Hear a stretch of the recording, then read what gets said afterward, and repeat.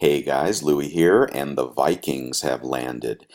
This is the second coin in a three-coin series from the Perth Mint series called Warfare. This is the Vikings 2018 2-ounce silver antiqued high-relief rimless coin.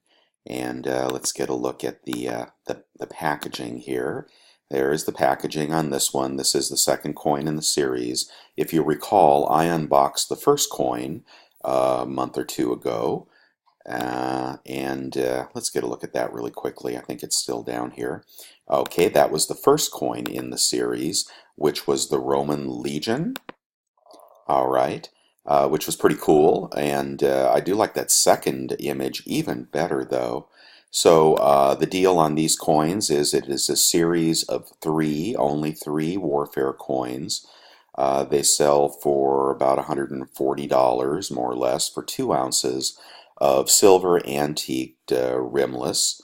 Um, the mintage is 2000. All right, and comes with a COA, etc., and 3D goggles, which I believe can only be obtained in the first coin series. You can still obtain the first coin in the series. I think Perth has about 30 or 40 of them. I'm sorry, about, oh, was it 300 or 30? I can't recall, but there are a few hundred of these coins still floating around out there of the 2000 mintage, and you can get them at Perth, you can get them at AppMex, you can get them at GovMint, but don't pay over $150. It looks like it wasn't as popular as I had hoped.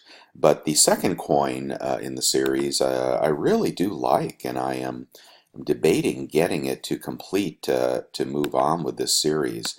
So, like I said, this is the Vikings, and that's pretty cool. That is a very cool looking coin. But it appears the hot coins these days are the gold gilded. So while this is $140 or so, had they gilded the swords and so forth, then all of a sudden they become two, three, four, $500 coins, huh?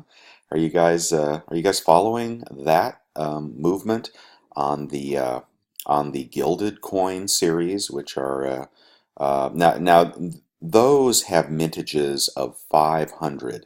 So I think the moral of the story here for Perth Mint, and I do like this series and I do like this coin, but I think the moral of the story here is that a mintage of 2000, the market is just not ready to absorb 2000 premium coins in a series.